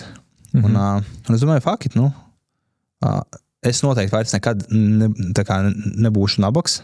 Es zināju to, ka es vienmēr varēšu par sevi parūpēties, par savu ģimeni parūpēties. Un es domāju, laikam ir pienācis tas laiks. Bija tās benchmarks, es gribēju 1 miljonu apgrozījumu uztaisīt. Un tad mēs to izdarījām. Es jau sapratu, mēs to izdarīsim. Es domāju, visi. Es to, ko man ir devuši, es esmu atgriezis ar to 1 miljonu. Tad, kad es gāju prom no uzņēmuma, es nevienu centu nepaņēmu no savām daļām, jo tur, tie, kas ir valdes locekļi, viņam, protams, zina, kā kuram noslēgt līgumi, ir, cik tev pienākās, tā, ka tu ej prom, tur, es neko nepaņēmu no tā. Es pateicu, vienkārši kā es eju, arī tā kā pateicība par to, ka man noticēja. Un tad beigās es aizgāju, un tad bija vairāki kolēģi, draugi kolēģi teica, ka ja tu, tad mēs ar tevi. Un kas bija, man vēl tāda būs iedeva to, kad, piemēram, Reinis Arnolds teica, mēs ejam ar tevi, un tu vari mums vispār neko nemaksāt. Bet, tā kā būs nauda, tad arī varēsim norēķināties. Bet beigās, tad es sapratu to, ka tie ir tie cilvēki, kuriem es varu nemaksāt, bet es viņiem varu dot uzņēmumu daļas. Nebija sākumā grūti iesākt? Es teikšu, kā šis gads mums ir grūtāks nekā pagājušais. Kāpēc? Mums, es nezinu, visādas apstākļu sakritības, jau tas, ka tā, mēs gājām prom no tā uzņēmuma, ļoti daudz klienti teica, mēs nākam ar tevi. Un mēs tiešām nevienam uzņēmumam neteicām, nāc ar mums. Es vienkārši pateicu, ir tā, ka mēs ejam frānu, un vienkārši viss. Un daudziem jau pat mēs nepateicām, un viņi mums rakstīja, zvanīja bija apvainojušies, ko jūs neteicāt, ka jūs savu taisīsiet vaļā. Un tad nāca pie mums, un daudziem mēs pat atteicām, aiz cīņas par to iepriekšējo uzņēmumu. Un es sazinājos ar kolēģiem, teicu, hei, šis uzņēmums ar mums sazinājās, grib pārnāt, nokārtojiet, lai viņš nenāk pie mums, noturiet viņu. Un tā. Un pirmajā gadā mums bija, mums ir crazy, februāra mēnesī, tā kā mēs sākām, mums bija 12 jauni klienti noslēgti. Iepriekšējā uzņēmumā manā pieredzē, tas 7 gados nereiz nebija tik daudz jaunu klienti. Mums bija tik daudz jaunu klienti, ka mums nācās atteikt. Lūgt, lai viņi pagaida, vai viņi var ar esošo aģentūru palikt. Jo mēs gribam viņiem palīdzēt, bet mēs zinām, ka mēs nevarēsim. Jo mēs jau tā pirmos mēnešus pa naktīm strādājām, pa brīvdienām strādājām visu laiku. Un Reinis mums ir tās tehniski visā gudrākais, tās stratēģijas īsteno viņš. Mēs varbūt domājam tās stratēģijas, kas ir teorija, bet praksē viņš to visu izdara. Un viņam tā kapacitāte arī, viņš tur nezinu, pa 2 stundām naktī gulēja, bet viņš visu izdarīja. Jā. Īstenībā tagad forši atskatīties. Mēs sākām ar bērnību, ar apstākļiem, kas nav forši, ar internātu skolu, un tagad tur, kur tu esi un strādā ar lieliem uzņēmējiem. Un kas ir varbūt tie veiksmes faktori vai lietas, kas tev izaudzināja un nokļūt līdz turienē, kur tagad esi? Atskatoties pilnīgi visu. Es gribu piezīmēt, es bieži vien jūtu to, ka onkulis īstenībā daudz ko iemācīja, jo tu nebaidies prasīt vairāk. Bet, protams, tu darīji vairāk, bet ar nebaidies runāt. Un es īstenībā onkulis var pasīt ar 2 svītrām apakšā, kad īstenībā viņš tā kā labu bāzi ielika tev tajā laikā. Tas ir viens, ko es gribu iezīmēt, bet tur jau vairāki faktori. Nevis onkulis, bet tā priekšnieks. Onkulis bija dzērājs. Sorry, bet onkulis man iemācīja, kādam nebūt. Jā. Jo viņš man bija vienīgā vīrieša figūra pirms priekšnieka Andreja Cālīša. Un tas bija ļoti labs kontrasts, jo viņš bija tāds, kurš skatījās uz vīrieti, viņš tur piedzerās, mūsu pasit, omu pasit. Un tad bija Andrejs Cālīšs, kurš bija džentlmenis, bet viņš bija vīrišķīgs, viņš bija spēcīgs, un viņš bija pensionārs, bet viņš bija nenormāli spēcīgs. Tad, viņš iemācīja. Un īsumā viena lieta, ko viņš man paslavēja par 3 lietām. Pirmā lieta, par ko viņš paslavēja, viņš pateica to, ka man ir ļoti skaists acis. Tas bija varbūt viens no retiem komplimentiem, patiesiem komplimentiem, ko es vispār dzīvē biju saņēmis, un tas bija 17 gados. Otrā lieta, viņš pateica to, ka man ir ļoti skaists smaids. Un tad viņš aicināja pie sevis palikt nakti? Jā, nē, bet viņš, tas bija tā kā forši, un trešā lieta, viņš pateica to, ka viņam ļoti patīk tas, ka esmu pazemīgs. Ka viņš ļoti novērtē to, ka esmu pazemīgs. Un jau tās 3 lietas pasakot, jo viņš tās vienkārši randomā pateica. Es pirmkārt ritīgi krūtis sajūtos, un es domāju, ka es arī tā gribu, jo es, piemēram, skatos uz cilvēkiem, un man, piemēram, patīk kaut kādas viņu īpašības, bet man nekad nav bijis drosme pateikt, hei, man patīk, tā kā tevī tas un tas. Un es domāju, es arī tā gribu. Tas ir tik spēcīgi, tik vīrišķīgi. Un tā ir viena lieta, ko es no viņa iemācījos, un otra lieta ir vispār, kas man ļoti ir palīdzējis. Visos uzņēmumos augt īstenībā, pateicoties tai, viņš vienreiz bija jādara viens darbs, kur es domāju, ka nav jādara. Bezjēdzīgs. Manuprāt, vēl aizvien viņš ir bezjēdzīgs darbs. Bija bezjēdzīgs, un viņš man lika tur plaukts taisīt, tur slīpēt viņus, krāsot un ar tapetēm nolīmēt. Un es viņam teicu, ka varbūt to nav jēga darīt, jo tur vienkārši uzreiz var nolīmēt. Viņš saka, kāpēc? Es saku, tāpēc, ka tur mēs varam, kāpēc slīpēt, ja pēc tam ar tapetēm līmēs un tā. Un viņš saka, jā, bet ja tās tapets tur, nonāks nost un blablabla, tad tur būs apakšā nesmugs dēls, tāpēc vajag tā. Un tad es tā kā otro reizi tā kā saku, tā kā tās apēc nenonāks nos, jo tur grāmatas būs virs un blablabla. Un tad viņš man teica tā, kas var es iemācīšu vienu lietu. Ja tavs priekšnieks vienreiz saka tev kaut ko izdarīt, un tev liekas, ka tā nav jādara, tev ir obligāti jāiebilst. Ja viņš uzklausa tavu argumentu un tā kā neuzskata to par pietiekami spēcīgu un atkal tev liek to izdarīt, tad tev ir jāizdomājās, vai tavs nākamais arguments būs spēcīgāks. Bet ja tev viņš trešoreiz pasaka izdarīt to, tad tu aizsais muti un to izdari. Un no sākuma es jau bišķi tā kā apvainojos, bet pēc tam es sapratu, tā kā viņš ir mans priekšnieks, viņš man saka to darīt un vienalga, piemēram, viņš jau uzklausīja, viņš paprasīja, kāpēc tu domā, ka tas nav jādara. Un tas ir tas, ko es arī tā kā esmu ņēmis līdzi, ka pat nevis to, ka izpildīt pavēles, bet katru reizi, kad, piemēram, kāds priekšnieks ir paprasījis kaut ko izdarīt, kaut kā, es esmu centies paprasīt, jo varbūt ir citas alternatīvas, kā to izdarīt. Piemēram, varbūt to var kaut kā vieglāk izdarīt. Un esmu tā kā pateicis to priekšniekam. Un būvniecībā vairākas reizes ir bijis tā, ka esmu nopelnījis uzslavu par to, jo, piemēram, priekšnieks varbūt, jā, to tā arī var izdarīt. Jā, tad arī tā. Un ideāls piemērs pārcelšanās pakalpojumos, kur, piemēram, to neizdarīja. Un kāds izsās pārcelšanās pakalpojumās, mēs braucām uz objektu Igaunijā. Un tur vadītājs mums, darba vadītājs saka, Jānis, tie divāni augšā pa kāpnēm, Jānis. Es saku, reku ir lifts? Viņš saka, nē, Jānis pa kāpnēm. Es saku, kāpēc? Viņš saka, tāpēc, ka teica, ka Jānis pa kāpnēm. Un tad viņš zvana tai darba vadītāji, kas bija priekšnieka meita, un tā kā tur runā, un es pasaku, paprasu, vai mēs drīkstam pa liftu. Viņš saka, nē, nedrīkst, Jānis pa kāpnēm. Un es tur vienkārši nosaucu, tā kā paņēmu telefonu, nosaucu meitu un ārā, paprasīju, hei, bet te ir lifts, vai mēs drīkstam pa liftu? Viņš saka, jā. Protams, ka jūs drīkstat pa liftu. Un tas ir ideāls piemērs, ko es iemācījos no viņa. Ka tu vienmēr vari uzdot jautājumu, bet ja tev pasaka izdari to 3 reizes, tad tu vienkārši neiebilst izdari to. Kad īstenībā tā mācība tāda, kad ir jājautā un jāuzdrīkstās. Jā. Arī varbūt, ja tev priekšnieks sākumā saka, iesaki, jo tas jau, man liekas, nav slikti. Jā. Tu jau izrādi interesi par to darbu, tu jau gribi padarīt to vieglāku un foršāku rezultātu abiem. Tā kā, man liekas, tas ir ļoti ideāls labs piemērs. Jā. Es tagad esmu darba devējs, un man ļoti nepatīk, kad bieži, kad es kaut ko pasaku izdarīt, un cilvēks neiebilst. Pat, viņš izdara to, un es saku tā, varbūt neizsās tik labi, un tad viņš saka, man arī liekas, ka būtu labāk tā un tā darīt. Un tad arī man liekas, kāpēc tu to iepriekš nepateici? Jo tas būtu ietaupījis tavu darbu, un manās acīs būtu tā, wow, tev bija laba ideja. Es tev tagad parādīšu bildes, ko es atradu.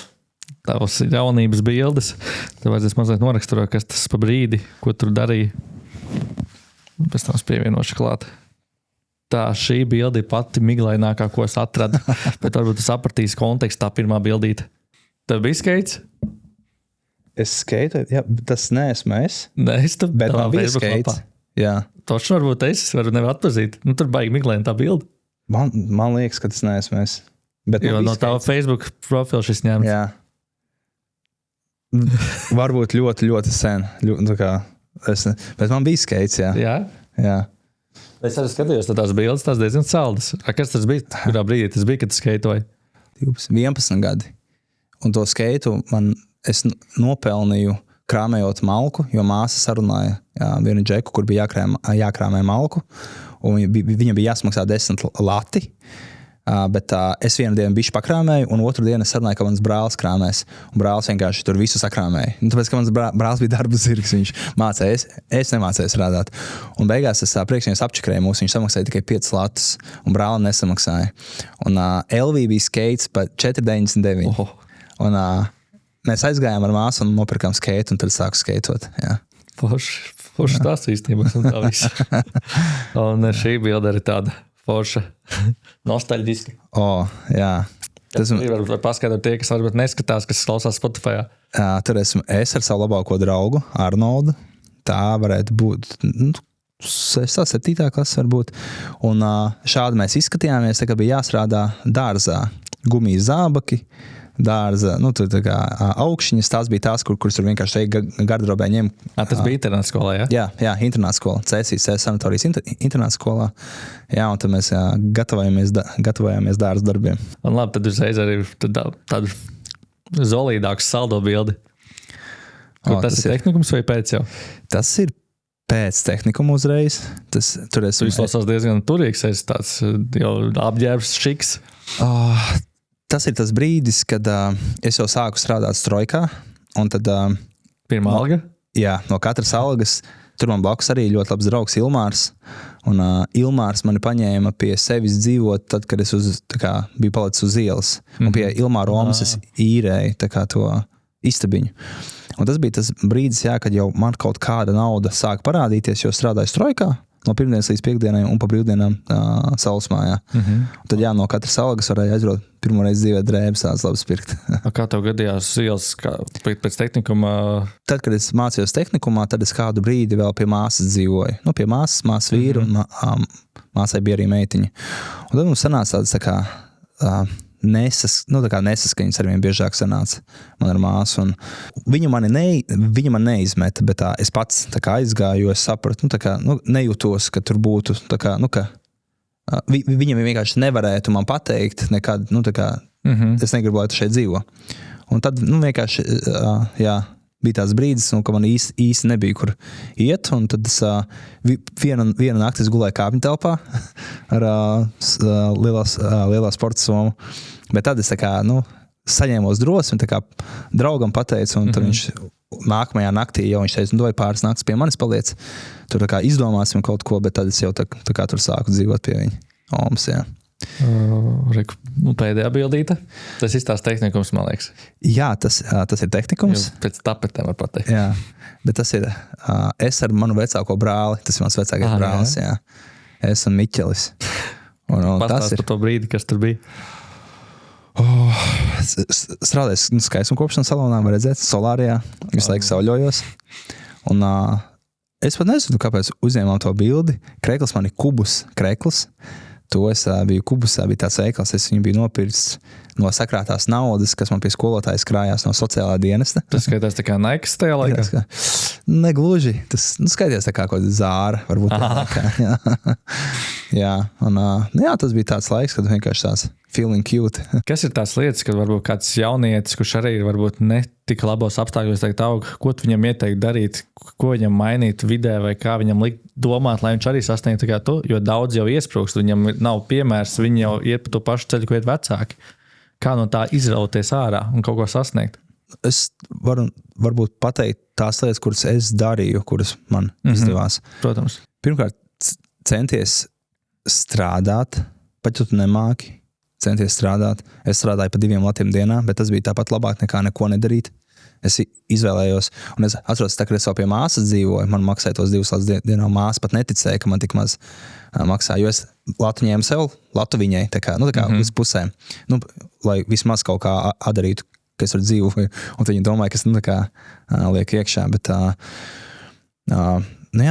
jācenšās strādāt un jāsaprot, ka tev sevī ir jāinvestē visādos citādos veidos, kādos tu vari, un es visiem skaloju smadzenes par grāmatām, vienkārši, jo tas man ir palīdzējis, un man nekad nav bijis tā, ka man ļoti visu laiku ir paticis lasīt grāmatas. Man katra grāmata vēl aizvien ir piespiešanās. Es piespiežu sevi lasīt grāmatu, jo vienkārši es redzu to, kur grāmatas man ir aizvedušas, un tas ir tas, ko tu vari izdarīt. Vienkārši ielaist svaigu informāciju sevī, jo tas noteikti man palīdzēja vectēvu grāmatu plauks. Pirmā grāmata, kuras izlasīju no vāka līdz vākam, bija tā īsumā, kur man 9. klasē uzdāvināja vēl veiksmi. Un tajā grāmatā arī ir aprakstīts starpības starp veiksmi un panākumiem. Ar pasaku, kā pasaku. Es to grāmatu izlasīju un aizgāju saņēmos drosmi pieteikties darbā. Saulsmājā. Un tur jau es iepazinos ar Andreju Cālīti, vectēvu, un tad viņš manu dzīvi izmainīja. Un tur es izlasīju grāmatu Oksmandino pasaules dižākie panākumi. Un no tā grāmata man jau tā kā atkal ļāva tikt pāri vienam tam sāpīgam momentam dzīvē. Un tad jau es tā kā sapratu, ka vajag strādāt smagi. Un pēc arī strojkā, tā, ka tur daudz tur pīpēja, vai arī tur pusdienas laikā, tur ilgāk pusdienas laiku ņēma. Es lasīju grāmatu, tur es lasīju bagātais tētis, nabagais tētis. Pat ja tajā brīdī man nebija nekustamie īpašumi vai naudas, par kuriem pirkt nekustamas īpašumus, tas tāpat ir labāk nekā sliktā kompānijā vienkārši būt daļai no sliktas kompānijas.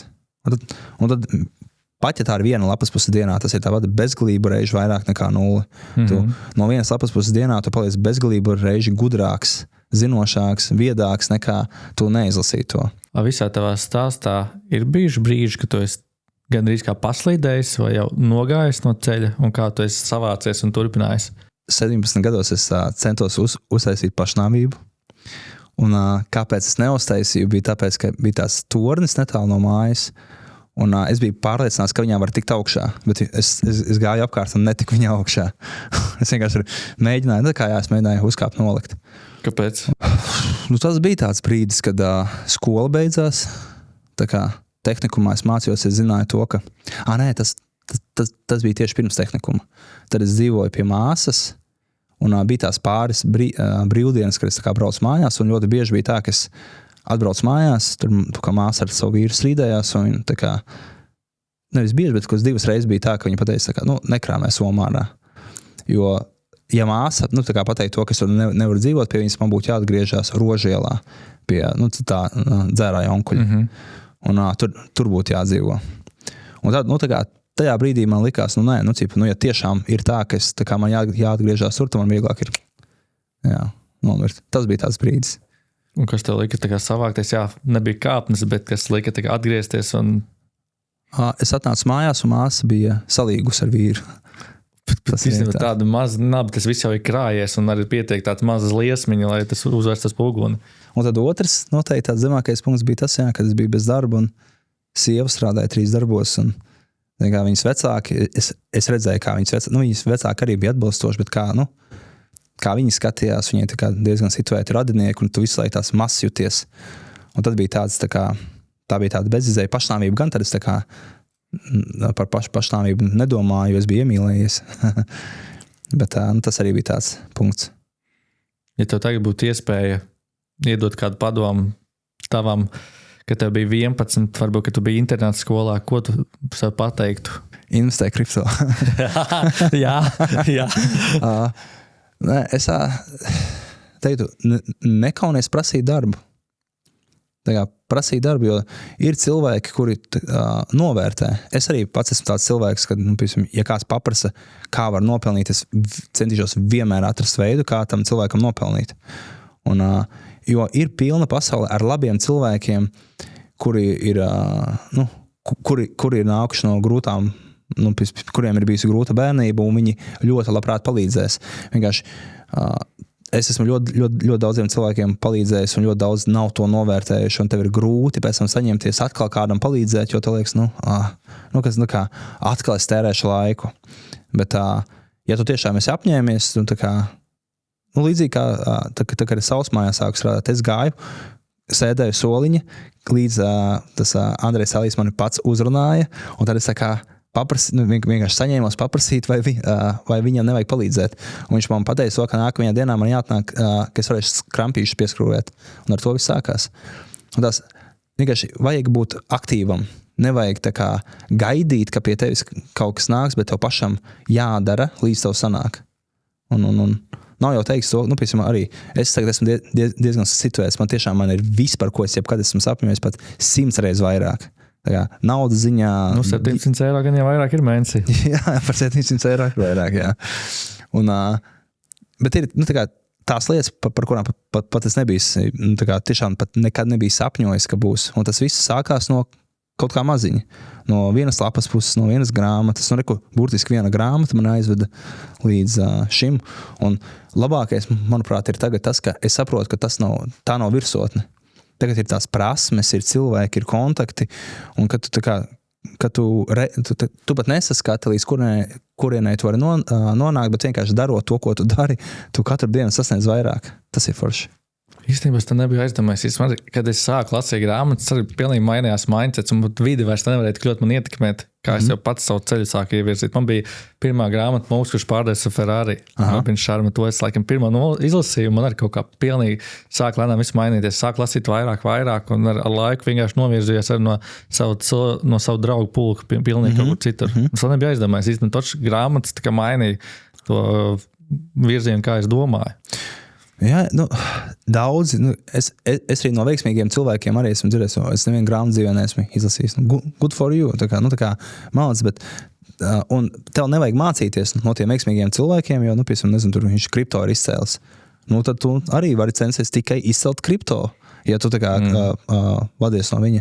Bet uz katru cilvēku, kurš saka to, ka nav jēgas lasīt grāmatas, būs 10 veiksmīgi, iespējams pat veiksmīgāk cilvēki nekā viņš, par kuru ir sarakstīts tur 10 grāmatas. Es domāju, varbūt tiem cilvēkiem, kas saka, nevajag lasīt grāmatas, viņiem vienkārši ir paveicies. Viņiem varbūt ģimenei bijuši tādi cilvēki, kas viņu tā kā māca kaut kādā veidā iedrošina, bet ja tāda nav, kur tu smelsies tās visas zināšanas. Jā. Tāpēc, man liekas, grāmatas ir laba lieta. Jā, precīzi.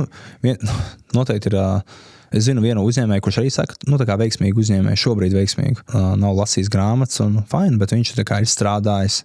Un ja tev ir tā kultūra, piemēram, ka tu tiec tajā vietā, kur tu vari nopelnīt ar naudu vai ar darbu un tautas apmierinu, tad arī vari nelasīt grāmatas. Bet ja tev apkārt ir, tā kā lūzeri un tu nevari no viņiem izvairīties, tad labāk paņem to grāmatu, lai tu blakus papildus lūzeru informācijai, var uzņemt arī normālu informāciju. Un tad pēdējais, jau tāds bišķi mierīgāks, tāds bonus rauns. Es esmu apstījies 3 tavs pašu populārākos TikToks, kur tu varbūt bišķi vairāk var paskaidrot. Tavs pats populārākais TikToks vispār ir TikToks, kur tu saki, dēlam šodien bija pirmais kautiņš un es ļoti lepojos. Varu paskaidrot, jo daudz ir pret agresīvi un uzskata, ka tas ir priekš dzīvnieku pasaulē un tā tālāk. Jā, tā bija dēls. 1. klasē viņam bija pirmais kautiņš.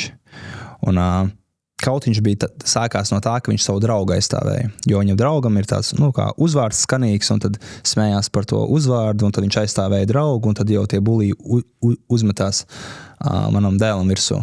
Un tas tās vispār sākās ar to, ka mēs pagalmā, tur dēls laikā pa batutu, viņš tā kā pienāca, un teica, hei, tēt, man iespējams būs kautiņš skolā. Es teicu, tāds pasās, kāpēc, un viņš pasāsīja to situāciju. Un es ar saviem bērniem cenšos tā kā, tā kā salīdzinoši pieaugušiem cilvēkiem runāt šādās situācijās. Un es viņiem prasīju tā, mēs tā kā varam atrisināt 2 veidos. Es varu parunāt ar audzinātāju, tā kā skolotāju, viņi tur visu nokārtos, un tad to nebūs jākaujās. Vai arī tu pats tā kā gribi aizstāvēties, un abi varianti ir labi. Vienkārši vienā tev būs jākaujās visticamāk. Un viņš teica, es gribu kauties. Nevis, es gribu kauties, viņš teica, bet es tā kā gribu aizstāvēties, tā viņš teica. Un tad es teicu, labi, tagad viņš gāja judo, bet es teicu, kā labāk, tā, ka tu kaujies no savas pieredzes, labāk necenties viņu zemē nogās, jo viņš arī teica to, ka tur viņi ir 3, jo pārējie tev atspārdīs, mācamies 1-1-2. Tā kā 1-1-2, tā kā kreisais, labais, kreisais. Un mēs vienkārši mācījāmies 1 dienu, 2 dienu, 3 dienu. Un tad bija tā, ka jā, tā kā, nākamajā dienā es prasīju, vai viss kārtībā, viņš teica, jā, tur viss kārtībā, tur nebija kautiņš tā, bet pēc tam viņš atnāca, un es izkāvos. Un es tā kā apsies, vai viņam viss kārtībā, viņš teica, jā, viss kārtībā, un viņš pastāstīja, ka viņš tur spēlējās, un tad ar draugu, un tad atkal viņi pienāca, viens viņu pagrūda, un viņš viņam vienkārši 1-2 bams ielika. Ko sievu neteica, ka neslikti? Šeit man patīk tas, ka ar sievu mēs esam uz vienas prātas, jo, kā jau minēja, mana sieva ir fantastiska māte. Un, ja kāds mūsu bērniem dara pāri, bērnam obligāti jāizstāvās. Un mēs zinām, kā strādā skola. Un šeit arī bija, diemžēl, ļoti, ļoti labs piemērs, ka bija jau tā situācija, un tas bērns, kurš meklēja kašķi, viņš jau regulāri bija meklējis kašķi, citiem tika darīts pāri, un tad atkal, vienkārši skola, to diemžēl nebija novērsus, un tur nevar vainot skolu, jo mēs visi esam bijuši bērni, mēs zinām, kā notiek. Ja tev skolā neiedos pa muti, to pēc skolas noķers un iedos pa muti, un tā kā, ko tur skola var izdarīt. Un un tad es biju ļoti priecīgs, un tā kā dēlam arī pašapziņa uzkāpa augšā. Tad man ar dēlu atkal jau bija nopietnāka saruna, ka tas, ka viņam tagad ir lielāka atbildība, tā kā Spidermanā, vai ne? Ar lielu spēku nāk liela atbildība, ka viņš tagad nedrīkst izrādīt savu spēku, savu pārākumu pret citiem, bet viņam jāturpina citi aizstāvēt. Un tāpēc arī ir bijuši konflikti skolā viņam, kur viņš meitenes ir aizstāvējis un tā. Un, manuprāt, jā, tie, kas ir pret vardarbību, tad bieži vien tie ir tie, kuri paši ir bijuši bulī skolā, vai arī tie, kuriem nekad ar to nav nācis saskarties. Viņiem ir bijis nauda, viņiem ir bijis status, un viņi paši ir bulījojuši, tā kā tur apsaukājuši kādu, viņiem liekas, ka tas nekas nav. Bet tie, kuriem ir darīts pāri skolā, jo tur ir daudz komentāru, 1000 komentāru, laikam pat pāri. Un tur var redzēt pusi, saka, kā tā var, Dievs, tur pat arī piemēram, pazīstami cilvēki, ņuņaki kaut kādi tur, ja, čīks kaut tas nepareizi, un pusi saka, pareizi ir, tā kā, pareizi dari. Un lielākā daļa, kas saka, ka pareizi, ka pareizi dara, tad tie, piemēram, atverot profilus, var redzēt, ka viņiem arī ir bērni. Un arī otrajā vietā ir 2000 ir pārāk daudz priekš Latvijas. Bet doma tur tam video bija, vai 2000 ir pietiekami. Vai 2000 ir daudz priekš Latvijas. Varbūt tā, tur nevis pārāk daudz. Un jā, tur kā 2000, vai alga 2000 eiro ir pietiekama Latvijā, lai tur izdzīvotu. Un tad tur arī, jo es uzskatu, ka jā, mēs ar sievu esam dzīvojuši tur, tā kā tiešām tur kādiem 800 eiro, īri maksājot, visu maksājot. Uz abiem 800? Jā. Un esam ielikuši vēl krājkontā un krājuši. Pa 60 eiro mēnesī esam krājuši. Mēs tiešām taupīgi dzīvojām, bet beigās mēs savu dzīvokumu, 3 stabu dzīvokumu sakrājām. Un pēc tam mēs māju nopirkām, zemi nopirkām, un tikai tad es kļuvu tāds finansiāli stabils. Un tā ir. Un arī tas, ko Vārnes Buffets arī saka, tev vienkārši jābūt tam drošības pilvenam. Un brīdī, kad tu sāc, ja tu tā dzīvo, piemēram, ja tu vari labi izdzīvot ar 2000 un vēl atlikt, tad brīdī, kad tu sāks pelnīt 10 000, tev būs vieglāk saglabāt tā kā to spending habit, tā kā, ka tu nesāks tērēt tur 10 000, jo reāls case, tad, kad es pelnīju 920 eiro, man diezgan regulāri cilvēks prasīja, tur katru otro mēnesi aizdod viņam 100 eiro, kurš pelnīja 1800 eiro. Viņš pelnīja 2 reizes vairāk, bet viņam nekad nebija naudas. Viņš no algas līdz algai dzīvoja. Tā, kad es pelnīju 900 eiro, viens man likās, crazy, tā kā, wow, es varu tur 200-300 eiro atlikt. Jā, tāpēc 2000 eiro man liekas, ka joprojām, arī šodien, man liekas, ka ir laba alga, lai tu nevis izdzīvot, bet dzīvotu, lai tu varētu atlikt un lai tu varētu attīstīties. Un no 2000, es vienkārši gribētu redzēt to cilvēku, kurš ar 2000 nevar izdzīvot. Viņam noteikti ir dzīvoklis tāds, kādu viņš nevar atļauties. Viņš brauc ar mašīnu tādu, kādu viņš nevar atļauties. Tur tas mēneša maksājums noteikti pārsniedz to, ko viņš var atļauties. Un kā piemērs, man ir pilnīgi jauna mašīna. Un man mēneša maksājums ir 400 eiro par viņu. Es to mašīnu varēju atļauties uzreiz nopirkt. Bet es tāpat, un es arī varētu atļauties mašīnu, kur mēneša maksājums ir 2000 eiro. Bet es vienkārši saku, tā kā es nejūtos, ka man to vajadzētu, man tā starpība arī nav tāda. Man ļoti patīk mana mašīna. Tā kā, tā kā manā mašīnā ir viss, kas priekš manis ir vajadzīgs, pat vairāk. Bet būs cilvēki, kuri nopirks cita veida mašīnu, 2 reizes dārgāku mašīnu, tikai tāpēc, lai citi uz viņiem skatītos un redzētu, ka viņiem ir tā mašīna. Tas prasa bērnībā ar to, ka nevēlas uzmanību, varbūt kaut kādā veidā viņš visu mūžu mēģinās kaut ko parādīt. Ar dārgākām mašīnām, ko nevar atļauties, dārgākiem dzīvokļiem, un tas tā vienkārši, man liekas, iegājies. Jā, tas ir, kā es eju pamaz grāmatas izlasītas. Jā. Tā, laiks man iet uz beigām, man liekas, bija forši. Tavs stāsts ir vienkārši unikāls. Varbūt pēdējos vārdus kādam jaunēklim, kurš arī, mēs jau tā kā runājam par to, bet kurš varbūt tagad ir grūtībās, ko viņam darīt, kā viņam sev noticēt. Varbūt pat ne tikai jauniešiem, bet arī pieaugušiem. Jā. Viens ir tas, ko es teicu, centies uzņemt jaunu informāciju, arī te, kad ir slikti, centies uzņemt jaunu informāciju, un tad, kad ir galīgi slikti, kā riktīgi, ka tev jāmeklē vieta, no kurienes nolikt, pagaidi vēl vienu dienu. Vienā dienā ļoti daudz, kas var mainīties. Ļoti forši vārdi. Īstenībā šis podcasts man ļoti patika. Es biju tādā filmā, biogrāfiskā, kurš izgāja cauri katram tavam posmam. Varbūt tad pēdējos vārdus, kur tev atrast, varbūt sociālos tīklos, kur tev piesakot. Ja kādam interesē kaut kas līdzīgs, ko es tagad runāju, es bieži vien TikTokā dalos, Kaspars Kaleba. Bet, ja kādam ir nepieciešama palīdzība no elites mārketinga aģentūras, vienīgās elites mārketinga aģentūras Latvijā, variet nākt uz rojas.lv un pieteikties bezmaksas konsultācijai. Paldies, Kaspar, ka piekriti. Un tad jau varbūt kādreiz otro daļu. Paldies tev. Paldies.